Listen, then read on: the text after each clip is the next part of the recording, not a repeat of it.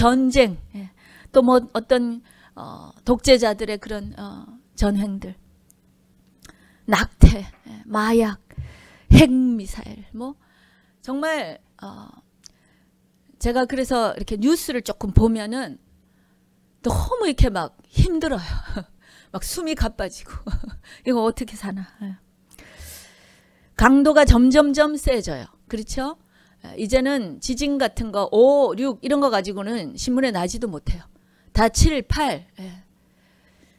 빈도도 굉장히 늘어나요. 여러분이 이 그래프를 그려보면은 이 익스포넨셜로 아주 이렇게 기하급수적으로 일어나고 있습니다. 예수님께서 마지막 때의 징조로 하신 말씀처럼 진짜 곳곳에 재해와 이 모든 일들이 이렇게 일어나고 있어요. 우리는 그걸 이제는 너무나 날마다, 뭐 날마다가 아니라 하루에도 몇 번씩을 여기서 터졌네, 저기서 터졌네. 이제는 수십 명 죽는 거는 끄덕도 안 하죠. 그렇죠? 점점점 더 빈도는, 강도는 강해지지만 우리는 점점 무심해지고 또 약간 좀 마비된 듯한, 느끼지도 못하는 지금 이런 상태 아닙니까? 저도 그렇습니다. 마찬가지입니다. 근데 이런 일들이 있을 때마다 사람들이 질문하죠. 그렇죠? 왜 이런 일들이 있을까? 왜 저 무고한 사람들이, 저 무고한 아이들이 왜 저런 일을 당합니까? 하나님은 도대체 뭘 하십니까? 도대체 어떤 하나님이길래 이런 일을 그냥 두고 보십니까? 평소에는 하나님에 대해서 관심도 없고 듣지도 않고 하다가 이런 일만 있으면 그냥 하나님이 항상 블레임의 최정상에 있습니다. 물론 세상 사람들은 그럴 수 있습니다. 뭐 하나님을 모르고 이런 일들이 왜 일어나는지에 대해서 모르니까 그렇게 얘기할 수 있어요. 저도 뭐 옛날에 다 그랬고 그랬습니다. 그런데 문제는 크리스찬들이 예수님을 알고 또 우리가 하나님의 을 사랑하고 또 예수님의 제자라고 하는 이 크리스찬들도 이런 일들이 일어날 때 이것을 어떻게 봐야 되는지 알지도 못하고 그래서 나 왜 일어나는지 모르겠다. 세상에서 왜 일어납니까 할 때 나도 잘 모르겠어요. 이 대답을 하지 못한다는 거죠. 그러나 여러분, 저와 여러분은 세상 사람들은 모를 수 있어도 우리는 알아야 됩니다. 아멘. 우리는 알 수 있습니다. 왜 이런 일들이 일어나며 이런 일들의 의미는 무엇이며 이것을 통해서 우리는 어떤 것을 배워야 하는지에 대해서 성경은 너무나 클리어하게 얘기하고 있습니다. 오늘 우리가 읽은 본문의 말씀이 바로 예수님께서 이러한 일들에 대해서 직접적으로 가르쳐 주시는 그런 본문입니다. 우리가 12장 뒷부분부터 읽었지만 사실 이 누가복음의 12장에 이제 처음부터 보면 예수님께서 지금 많은 무리들, 많은 회중들 놓고 거기서 가르치고 계세요. 근데 이렇게 내용을 보면 마치 Q&A를 하고 계시는 것 같아요. 중간중간이 여기 뭐 표현 중에 무리 중에 한 사람이 이르되 이제 예수님이 이렇게 막 가르치잖아요. 그런데 그 중에 저요 하고 손 들어가지고 무리 중에 어떤 사람이 예수님 이거는 뭡니까? 이렇게 물어봐요. 또 그걸 대답해 주시고 또 베드로가 여짜오되 베드로도 또 거기서 뭐 물어보고 Q&A 하는 거죠. 우리 예수님은 이런 분이세요. 가르치실 때 이렇게 정말 누구라도 물을 수 있고 또 그럴 때 정말 너 이것도 모르니 이렇게 하시지 않고 가르쳐 주시고 계속해서 이렇게 하십니다. 우리 여러분 밥상에서도 성경 공부가 있고 또 이제 사랑방 성경 공부도 저는 이러한 성경 공부가 됐으면 좋겠어요. 우리의 궁금증들을 이렇게 정말 이렇게 내놓고 물어보고 그렇죠? 교회 한 5년쯤만 다녀도 이제는 왠지 이런 질문을 하면 너 그것도 몰라 할 것 같아서 질문 못하는 거 이런 거 되게 많죠. 그런데 여전히 답은 모르겠고 신앙이 자라지 않아요. 여러분 뭐든지 궁금한 거 질문하시기 바랍니다. 그래서 성경 공부 리더가 잘 이해를 못한다? 그러면 저한테 넘어오겠죠? 또 제가 가르쳐 줄 수도 있고 혹시 저도 또 모르는 거 있다? 저도 찾아보고 공부하고 또 기도하고 무엇보다 우리 안에 성령님이 계시니까 아멘. 성령님께서 Q&A를 다 대답해 주실 것입니다. 그래서 우리는 이런 그러한 성경 공부가 됐으면 좋겠어요. 그래서 예수님께서 이렇게 가르치세요. 그러면서 우리가 읽은 54절에 오면은 이제 무리에게 이르시되 또 이제 가르치시죠. 구름이 서쪽에서 이렇게 구름이 이렇게 올라오면 이스라엘에는 서쪽이 지중해죠. 그러니까 이렇게 보면 구름이 올라오면 어떻게 돼요? 아, 소나기가 오겠구나 아는 거죠. 또 남풍이 막 불어오면 이게 날씨가 이제 더워지겠구나. 이런 거를 어떻게 알아요? 경험으로 알죠. 그죠? 사람들이 이렇게 이런 것들 천지의 기상은 너희가 분별할 줄 안다. 뭐 어떤 일이 일어나면 이렇게 바람이 불고 이런 거 보면 아, 너희가 이런 거는 대충 경험으로 알 수 있다. 그런데 56절 뒷부분에 보면 그럴 줄 알면서 어찌 이 시대는 분변치 못하느냐. 예수님께서 이 무리들에게 이 모든 사람들에게 지금 가르치시는 거. 이 시대를 왜 너희가 분별하지 못하느냐. 분변해야 된다. How is it that you don't know how to interpret this present time? 지금 이 시대를 왜 interpret, 설명하지 못하느냐. 하려고 하지 않느냐. 그러면서 57절에도 또 어찌하여 옳은 것을 스스로 판단치 아니하느냐. 옳은 것을 discern, 분별하고 판단하고 무엇이 옳고 그런 걸 알아야 되고 이 시대의 지금 이 흐름을 분별해야 된다. 지금 이것을 가르치시는 거죠. 그죠? 시대를 보고 거기서 일어나는 일들을 보고 그것을 구별하고 분별할 줄 알아야 된다고 지금 예수님께서 말씀하십니다. 그러면서 그 다음에 어떤 예가 나오는데 비유로 얘기하시는데 우리가 이렇게 읽으면 좀 뜬금없는 것 같아요. 자, 시대를 분별하라 하시면서 그 다음에 나오는 말씀이 뭐냐면 58절 좀 띄워주세요. 제가 읽을게요. 네가 너를 고소할 자와 함께 법관에게 갈 때에 길에서 화해하기를 힘쓰라. 저가 너를 재판장에게 끌어가고 재판장이 너를 관속에게 넘겨주어 관속이 옥에 가둘까 염려하라. 지금 상황이 어떤 사람이 저를 이제 끌고 가요. 끌고 가는데 어디 가느냐? 재판장 앞에 간다는 거죠. 재판장 앞에 가면 우리 보통 거기서 뭐 이렇게 법정에서 이제 뭐 심판을 하잖아요. 그렇죠? 뭐 이렇게 주고받고 공방을 하고 그 다음에 이제 판결을 하는데 여기는 지금 그런 프로세스가 없고 재판관에게 이렇게 데리고 가면 그냥 바로 재판장이 너를 관속에게 넘겨줘서 옥으로 가둔다는 거예요. 이미 무슨 말이냐 하면 판결이 나 있는 거죠. 판결이 나 있는 거예요. 근데 지금 가고 있어요. 그 지금 판결이 이미 나서 나는 옥에 옥에 갇힐 것이 결정되어 있는 그 법정에 지금 내가 가고 있는 거예요. 근데 주님께서 뭐라고 하냐면 거기에 가기 전에 길에서 on the way 길에서 화해하기를 힘쓰라. 화해하라. 말하자면 이제 settle 하라는 거죠. 우리가 어떤 소송할 때 끝까지 가지 말고 중간에 settle 하는 거 있죠. 서로 간에 타협해서 화해해서 화해하라는 거예요. 가기 전에. 가면 어떻게 돼요? 옥에 갇히는 거예요. 근데 가기 전에 화해하라. 그러면서 그걸 힘쓰라 그랬는데 그냥 try 하라 이게 아니라 try hard. 아주 힘써서 화해하기를 힘써야 된다. 반드시 화해해야 된다. 왜? 안 하면 재판장에 도착하면 어떻게 해요? 옥에 갇히니까. 여러분 시대를 분별하라 하시고는 왜 이런 비유를 하십니까? 이건 비유죠. 그죠? 비유예요. 이 비유를 왜 여기에 이렇게 하실까요?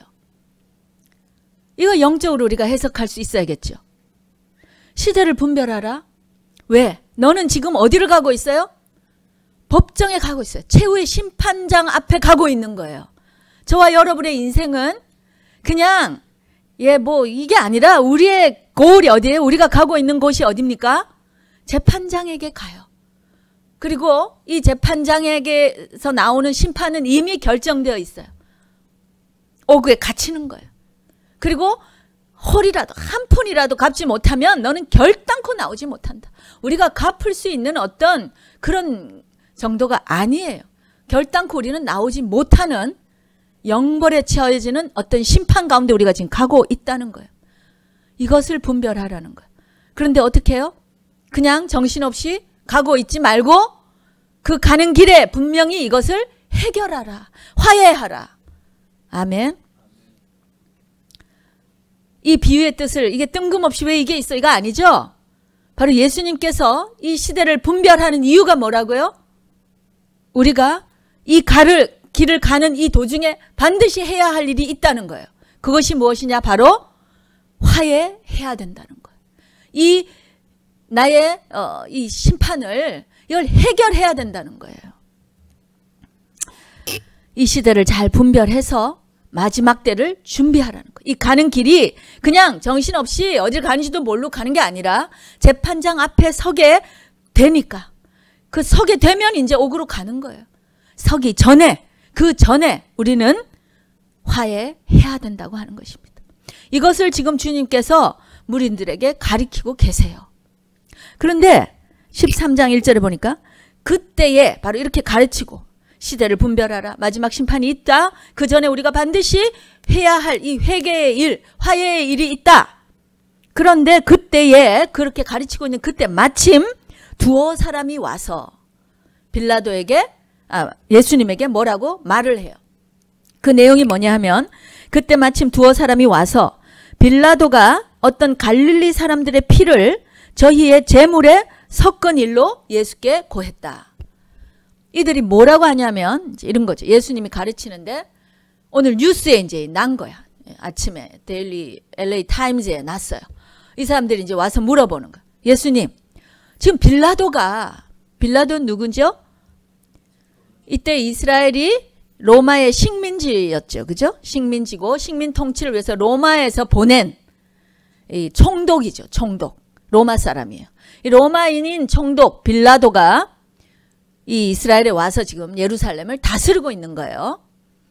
좋을까요? 안 좋을까요? 가장 싫어하는 사람이죠. 우리 일제 시대를 거치면서 그 총독들 이런 지금 개념이죠. 근데 이 빌라도는 여러분 잘 아시다시피 본디오 빌라도, 예수님을 십자가에 넘겨준 자예요. 그리고 아주 악명이 높은 잔인한 이런 통치를 했던 사람이에요. 역사적으로도. 근데 이 지금 유대인들이 막 예수님께 와가지고 예수님 어떻게 이런 일이 있을 수 있습니까?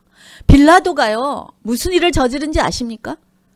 지금 이 갈릴리에서 온 사람이 희생 제물을 지금 제물을 드리는 곳은 어디입니까 여러분?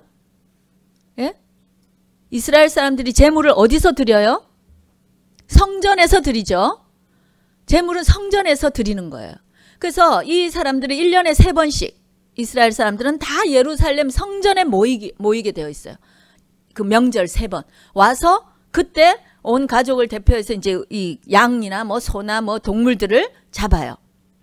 그래서 이때가 아마도 6월절일 것이라고 사람들은 말합니다. 근데 이때 이 예루살렘에 지금 수십만 명의 사람들이 이제 모이는 거예요. 모여서 그 가족마다 이 양을 잡거든요. 여러분 한 가정당 한 명씩 수십만 마리의 양을 잡았다고 그래요. 그런 일이 그때 명절 때마다 일어납니다. 그래서 그 성전산 옆에 기드론 시내라는 곳이 이 피가요. 동물의 피가 강을 이루었다고 그래요. 생각해 보시면 그렇겠죠? 이 수십만 마리의 양이 지금 동물이 막 성전에 그러니까 피비린내 나는 이런 지금 상황이에요.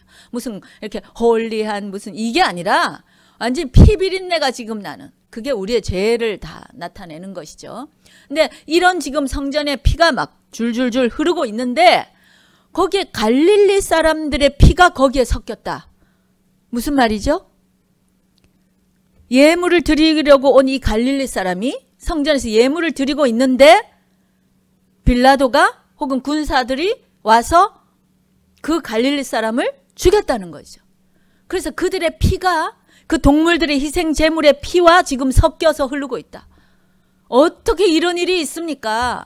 어떻게 예물 드리고 있는 경건한 사람을 이렇게 빌라도가 와서 무자비하게 이렇게 학살할 수가 있습니까? 지금 이 얘기를 하고 있는 거예요. 그런데 예수님께서 뭐라고 말씀하시죠? 2절 대답하여 가라사대 너희는 이 갈릴리 사람들이 이같이 해받음으로써 모든 갈릴리 사람보다 죄가 더 있는 줄 아느냐. 이 사람들이 와서 말로는 예수님 이 무고한 사람들이 어쩌면 경건하잖아요. 그렇죠? 와서 재물까지 바치는데.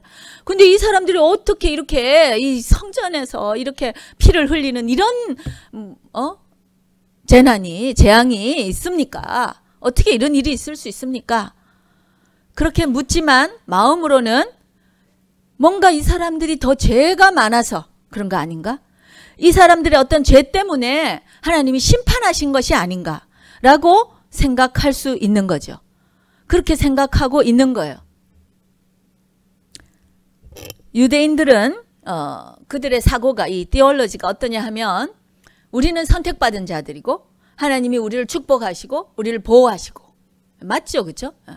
그런데 어떨 때 뭐 이렇게 정말 무고한 것 같은 사람이 죽어요. 그죠? 혹은 안 좋은 일이 생겨요.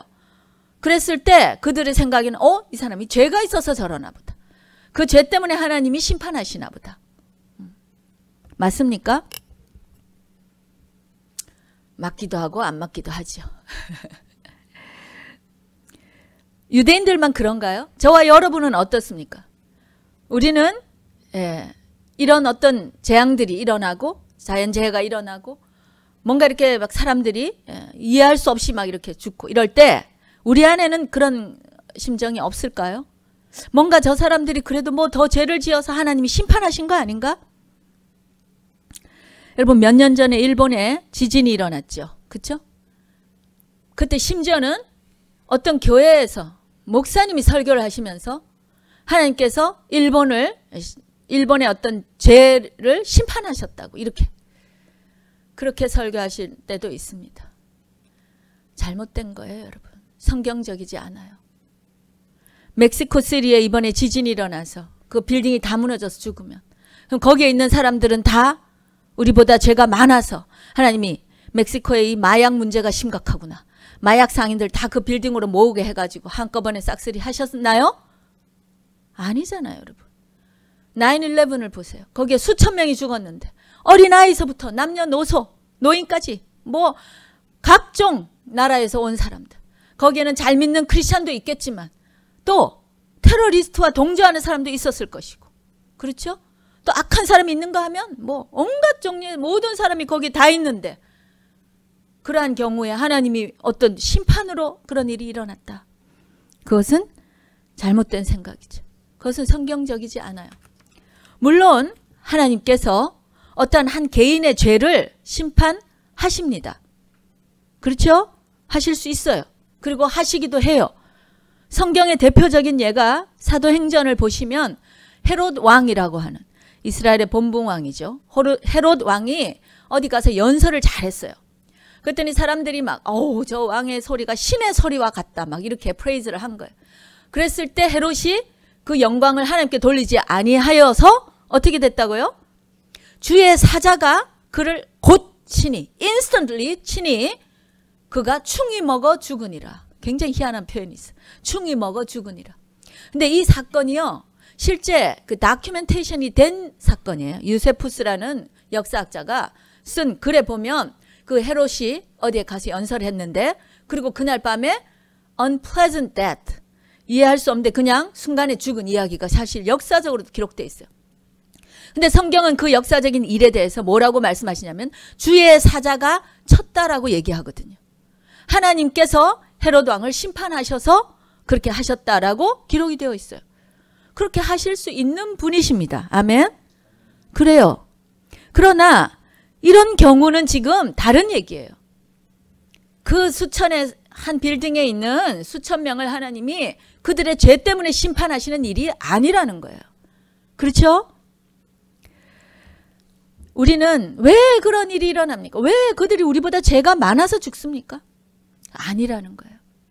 사실은 이러한 사건을 볼 때 우리의 질문은 저기에 있는 저 사람들이나 나나 사실은 같죠. 어떻게 보면 내가 더 죄인일 수 있잖아요, 여러분. 여러분 안 그러십니까? 저기에 저 소위 무고한 혹은 굉장히 훌륭하고 경건한 그런 사람들보다 내가 더 죄인인데 나는 어떻게 지금 이렇게 살아있고 저 사람은 죽습니까? 라고 질문해야 되는 것이죠, 사실은. 여러분, 이런 사건들을 볼 때 우리가 봐야 될 성경적 관점은 무엇입니까? 우리 모두가 죄인이라는 거예요. 그 사람들이 특별히 더 죄인이어서가 아니라요. 그 사람이나 우리나 모두가 죄인이에요. 목사님도 죄인입니까? 죄인이죠. 당연히 죄인이죠. 예. 말할 수 없는 죄인이에요. 의인은 없나니 하나도 없다 그랬어요. 성경에. 전혀 없다. 하나도 없다. 예. 하나님께서 보실 때에 당신의 그 거룩한 스탠다드 안에는 어떤 인간도 의인일 수가 없다는 거예요. 여러분 동의하십니까? 저와 여러분 다 죄인이에요. 그리고 죄의 삭은 무엇입니까? 죄의 페널티. 하나님이 정하신 죄의 페널티는 뭡니까? 사망이에요. 죄의 삭은 사망이다. 그래서 또 다 죽는 거예요. 저와 여러분이 죽는 이유는 자연재해 때문에 죽는 게 아니라 우리의 죄 때문에 다 죽는 거예요. 그렇죠? 다 죽어요. 우리의 디폴트는 그냥 죽는 거예요. 한 명도 예외 없이 우리는 다 죽어야 되는 사람들이에요. 하나님의 거룩하심, 그 공정하심, righteousness, 공의로우신 하나님 앞에서 우리는 다 죽는 거예요. 그렇다면 아니 저 사람들 그냥 저렇게 다 죽는데 나는 어떻게 살아있지? 왜 나는 한시라도 이렇게 지금 숨 쉬고 하나님이 왜 살려두시지? 가 우리의 질문이 되어야 되는 거예요. 그 이유는 무엇입니까 여러분? 왜 우리가 이렇게 지금 살려두시죠 우리를? 그게 바로 하나님의 자비하심 때문입니다. mercy.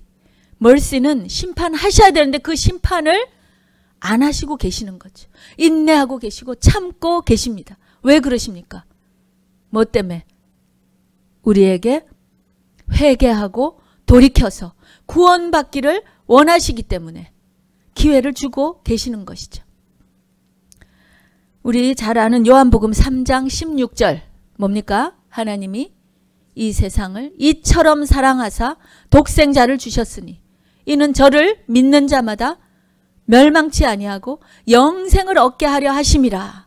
우리가 잘 암송하는 구절이죠. 네, 3장 17절에 다시 뭐라고 되어 있습니까? 우리 한번 한 목소리를 읽어보겠습니다. 시작. 하나님이 그 아들을 세상에 보내신 것은 세상을 심판하려 하심이 아니요 저로 말미암아 세상이 구원을 받게 하려 하심이라. 하나님은 심판주세요. 그렇죠? 공의로우시고 심판하시는 심판주이세요. 심판하시는 재판장이세요. 그런데 하나님은 그 아들을 이 땅에 보내신 이유가 심판하러 보내신 게 아니라 구원을 얻게 하시려고 보냈다는 거예요. 12장에도 동일한 말씀이 나옵니다. 다시 한 번 더 우리 읽어볼까요? 요한복음 12장 47절 먼저 읽어보겠습니다. 시작. 사람이 내 말을 듣고 지키지 아니할지라도 내가 저를 심판하지 아니하노라. 내가 온 것은 세상을 심판하려 함이 아니요 세상을 구원하려 함이로라. 설사 내 말을 지금 듣지 않더라도 불순종하더라도 그렇게 정말 내가 좀 믿어라. 나를 믿어라. 회개하라. 돌이키라 하는데도 안 하는 자들이 있죠. 그렇죠? 그래도 나는 그들을 심판하지 않는다고. 왜? 나는 심판하러 온 게 아니라 구원하러 왔기 때문에. 그래서 어떻게 하신다고요? 기다리는 것이에요. 그래서 예수님은 기다리시는 거예요. 마치 아까 그 재판관의 비유에서 여러분 우리가 지금 재판장한테 가는데 가면 어떻게 돼요? 바로 오기잖아요. 바로 지옥행이에요. 그래서 어떻게 해요? 그 길을 좀 더 이렇게 길게 연장시켜 주시는 거예요. 지금 당장 재판관 만나면 안 되니까. 아직 이게 해결이 안 됐으니까. 그래서 그 길을 연장시켜 주시는 거죠. 그렇죠? 그게 mercy예요. 지금. 계속 기다려 주시는 거예요. 베드로 사도도 그렇게 말했죠. 왜 끝이 온다 하면서 안 오느냐? 사람들이 이렇게 물을 때에. 야, 지금 오면 큰일 나. 지금 오면 바로 다 지옥 가야 되는데. 우리 오빠도 아직 믿지 않고 있어요. 또 우리 새언니도 믿지 않아요. 우리 조카들도 그래요. 지금 주님이 오시면 안 되잖아요. 근데 주님은 그 인내심으로 참고 하루가 천년같이 천년을 하루같이 기다리고 계신다 그랬어요. 왜? 우리가 모두 다 구원에 이르기를 바라시기 때문에. 할렐루야. 이것이 주님의 마음이세요. 그런데 여러분 그 기다리심이 언제까지 영원치는 않다라는 것입니다. 바로 그 다음 절 48절을 읽어보겠습니다. 시작. 나를 저버리고 내 말을 받지 아니하는 자를 심판할 리가 있으니 곧 나의 한 그 말이 마지막 날에 저를 심판하리라. 이 심판이 언제 온다고요? 마지막 날에 심판이 온다는 거예요. 이걸 언제까지 영원히 유보하시지 않는다는 거예요. 심판이 옵니다. 그리고 그 마지막 날에 심판이 와요. 그래서 예수님께서는 이렇게 갈릴리 사람들이 이렇게 무고하게 죽었는데 이건 뭡니까? 왜 이런 일이 일어납니까? 라고 물어보는 이 사람들에게 그 사람들이 너네보다 더 죄가 많아서 죽은 게 아니다. 누구나 죽을 수 있다. 어떤 일로도 죽을 수 있다. 내일 죽을 수도 있다. 우리의 끝이 오늘 예배 잘 드리고도 어떻게 될지 우리가 어떻게 압니까? 그렇죠? 우리가 내일이 어떤 일이 일어날지 우리가 어떻게 압니까? 이렇게 엄청난 강도와 빈도가 높은 이 자연재해 가운데 어떤 분은 이 지구는 굉장히 위험한 곳이다. 그렇습니까? 안 그렇습니까? 무슨 옵션이 없어서 내릴 수도 없는 이 지구에서 이런 지금 상황에 우리가 살고 있을 때 뭐 나보다 죄가 더 많아서 지금 이런 게 아니라는 거예요. 우리 모두 언젠가 어떤 일로도 순간에 어떻게 될 수 있다. 이것을 깨달으라는 거예요. 그러면서 주님께서 뭐라고 하십니까? 3절 한번 우리 읽어볼까요? 너희에게 이르노니 아니다. No.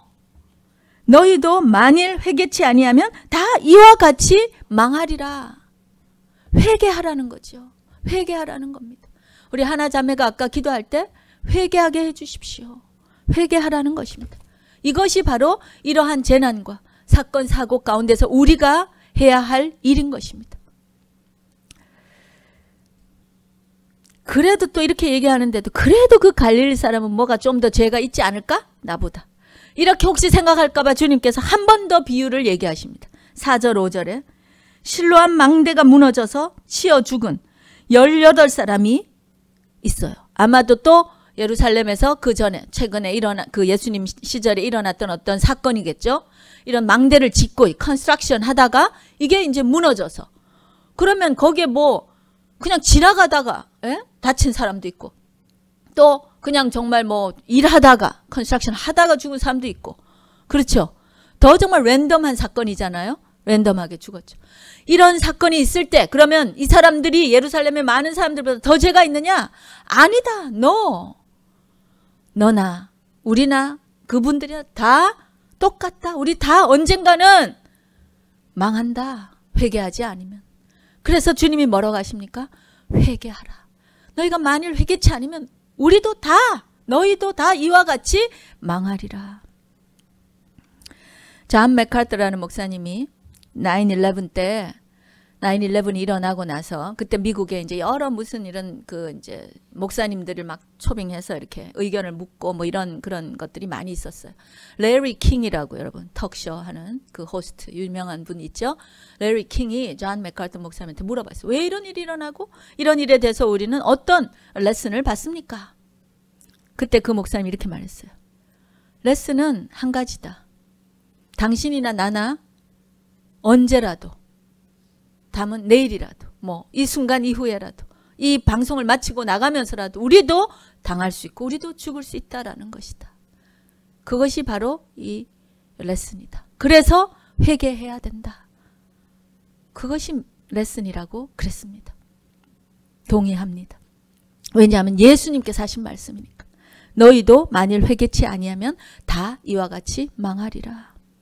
여러분 진정한 재난은 진정한 재앙은 어떤 사건 사고를 통해서 죽는 그 죽음 자체가 아니라 회개의 기회를 놓쳐서 회개의 기회를 놓침으로 말미암아 영원히 멸망하는 것.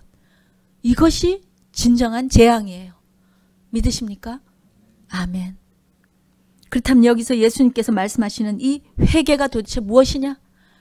어떻게? 그러면 회개해야 하는데 이 회개가 도대체 무엇이냐? 그냥 입으로 I'm sorry. 하나님 잘못했어요. I'm sorry. 이거에 그쳐서는 안 되는 거예요. 성경적인 회개는 내가 정말 철저히 죄인이라는 것을 인정하고 아멘? 인정하고 거기서 마치는 게 아니에요. 그래서 하나님 미안합니다. 이것이 아니라 거기서 이제 그러면 이 죄를 해결할 이걸 해결해야 될 텐데 이 해결할 자가 누구신가? 그 해결해 주실 분, 그 유일한 구세주이신 예수님께로 돌이키는 것. 이것이 진정한 회개입니다. 이것이 성경적인 회개입니다. 여러분, 이 자리에 계시는 여러분 정말 간곡히 부탁드립니다. 이 중에는 이미 회개하시고 예수님을 인정하고 영접하고 하나님의 자녀가 된 분들이 대부분이겠지만 아직 혹여라도 아직 잘 모르겠고 나는 아니다. 그렇지만 하나님께서 이 교회 이 자리에까지 여러분을 인도하셨잖아요. 이건 놀라운 기회예요. 여러분 귀를 여시고 마음을 여시고 이게 무슨 소린지 한번 고민해 보셨으면 좋겠어요. 정말 고민해 보셨으면 좋겠어요. 무슨 이거 교회에서 이상한 소리 하는 거 아니야? 이거 다 심판받는다 그러고. 여러분 그렇게 받지 마시고 정말 예수님께서 직접 하신 말씀이니까 이건 목사가 하는 얘기가 아니라 여러분 이것이 무슨 뜻일까? 정말 이럴까? 정말 구원이 있고 영생이 있고 또 영벌이 있고 천국과 지옥이 정말 있고 그리고 구원이라는 것이 있는가? 한번 진정으로 고민해 보시기를 예수님의 이름으로 축원합니다. 그래서 반드시 이 예수님을 만나시고 구원의 길로 들어가시는 저와 여러분이 되시기를 한 명도 예외 없이 되시기를 예수님의 이름으로 축원합니다. 그렇다면 이미 또 믿은 자들은 이제 나는 예수님 믿고 이제 나는 하나님의 자녀인데 나 언제 죽어도 언제라도 죽을 수 있으니까 그죠? 뭐 그래도 괜찮네 이제 천국 가니까 그냥 뭐 캐세라세라 사는 데까지 살다가 뭐 그냥 부르시면 가면 되겠네. 맞습니까? 아니라고 하네요. 여러분 사실 우리가 예수님을 믿고요. 믿고 그 자리에서 바로 천국 가면 제일 좋죠. 그래도 미련이 있어요. 그죠? 여기서 뭔가 나 결혼도 해봐야 되고 나 아직 하기가 눈앞인데 내 직장도 지금 좋은 직장 됐는데 내 돈도 좀 벌어봐야 되는데 그러나 여러분 그 모든 거 다 좋죠. 하나님께서 우리에게 주신 축복이에요. 그러나 사실은 천국하고 어떻게 비교하겠어요? 천국 가는 게 제일 좋죠. 예수 믿고 우리가 바로 천국 가면 제일 좋은 거예요. 그런데 주님께서 그러면 왜 우리를 안 데리고 가시는가? 그게 제일 좋은데. 그런데 여러분 더 좋은 게 있기 때문에 그래요. 하나님께서는 우리에게 항상 더 좋은 거를 주시는 분이시죠. 아멘. 우리를 왜 바로 데려가시지 않고 이 땅 가운데 그냥 두시는가? 우리가 좀 더 정말 이 은혜에 보답하는 삶, 가치 있는 삶, 의미 있는 삶을 통해서 하나님을 만났을 때 그냥 하나님 땡큐 하고 들어가는 정도가 아니라 네가 정말 멋지게 살았구나. 내가 너에게 정말 더 좋은 내가 상급을 주겠다. 이렇게 상급 쌓는 삶을 살라고 이 삶을 우리에게 덤으로 주시는 거예요. 사실은. 지금 예수를 믿고 우리가 사는 인생은 덤으로 사는 축복의 인생. 더 큰 플러스 알파의 삶인 것입니다. 믿으십니까? 이 삶을 우리가 어떻게 살아야 할 것인가? 한 7, 8년 전에 미국의 유명한 예언자들이 이 크리스천 예언자들이 예언을 했어요. LA에 큰 지진이 온다고. 그때 그런 일이 있었죠. 저는 여전히 그 예언이 유효하다고 봅니다. 그런데 문제는 그때 그래갖고 이 LA에 심지어 어떤 한 교회는 이 교회 전체가 다 이사를 갔어요. 아틀랜타로. 지진 피해서. 그런 교회 있었어요. 여러분. 제가 이름은 거명하지 않겠습니다. 맞는 건가요? 저는 그때 참 안타까웠어요.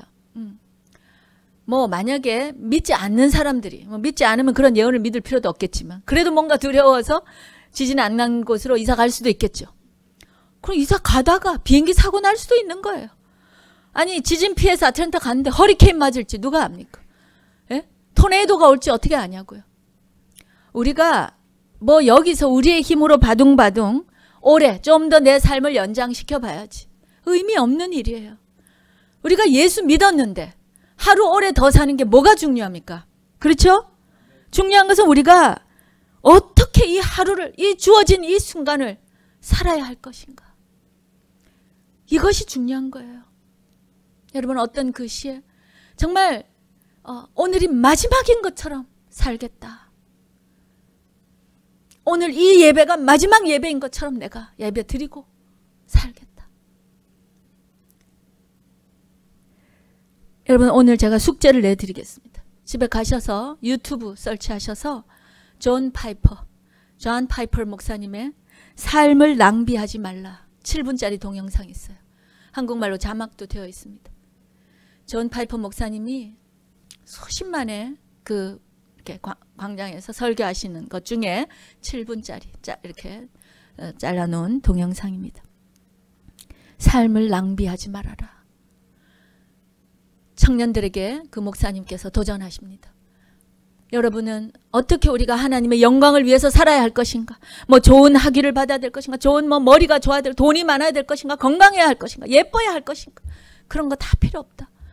필요 없는 게 아니죠. 물론 도구가 될 때도 있습니다. 그러나 그런 것이 중요한 것이 아니라 우리가 정말 이 열정을 가지고 내가 하나님 앞에 어떻게 살아야 할 것인가? 그것을 고민하고 그 삶을 그렇게 드리는 것이다. 그렇게 하면서 두 삶을 거기서 설명하시더라고요. 한 예는 존 파이퍼 목사님 교회에서 3주 전에 설교하시기 3주 전에 일어난 일이에요. 로라와 루디 다 80이 넘으신 한 분은 평생을 독신으로 간호사로 사신 분이세요. 연세가 80이 넘으셨고 평생을 전 세계 곳곳에 가난한 자와 병든 자 그들을 섬기면서 주님의 사랑을 전하면서 그렇게 평생을 사셨어요. over 80 그쵸? 또 한 분은 로라란 분도 의사로서 리타이어 하시고 이분과 조인하셔서 그분도 80을 훌쩍 넘기셨어요. 근데 그 두 분이 동역하시면서 카메룬, 여러분 카메룬이 어디에 있는 나라인지 아세요? 아프리카 어디 구석에 있죠. 저도 어딘지 잘 몰라서 어제 찾아봤어요.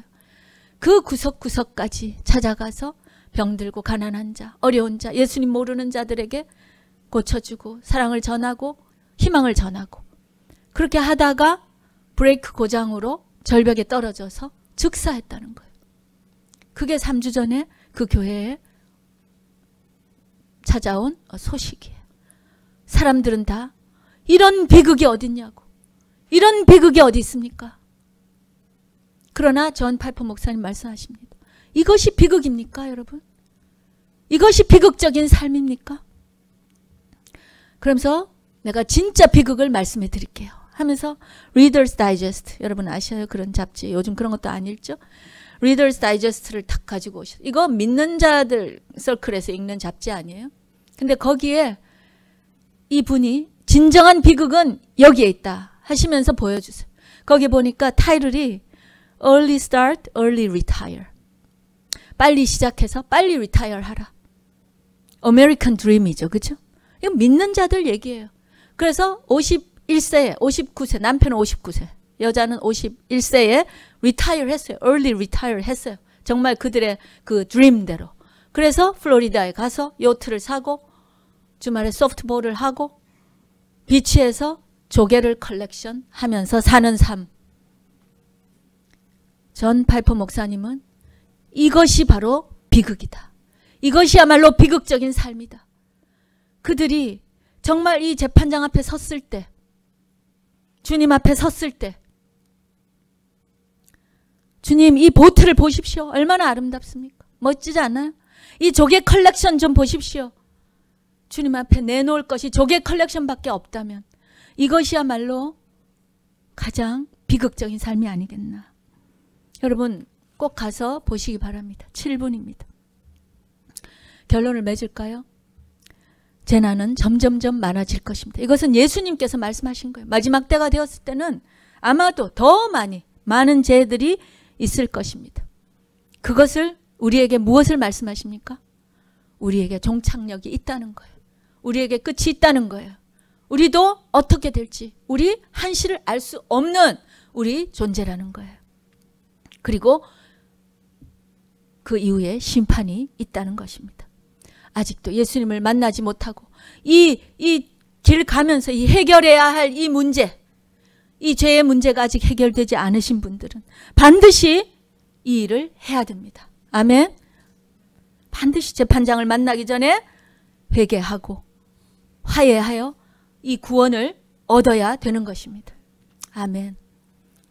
그리고 이미 믿은 자라고 자처하시는 여러분은 언제 우리가 주님 만날지 모르는 이 순간, 이 삶이 한 치의 낭비가 없이, 한 치의 낭비 없이 비극적인 삶이 되지 않도록 깨어서 살피며 살아야 한다고 하는 것입니다. 이것이 오늘 저와 여러분이 평생 가지고 가야 할 숙제인 것입니다.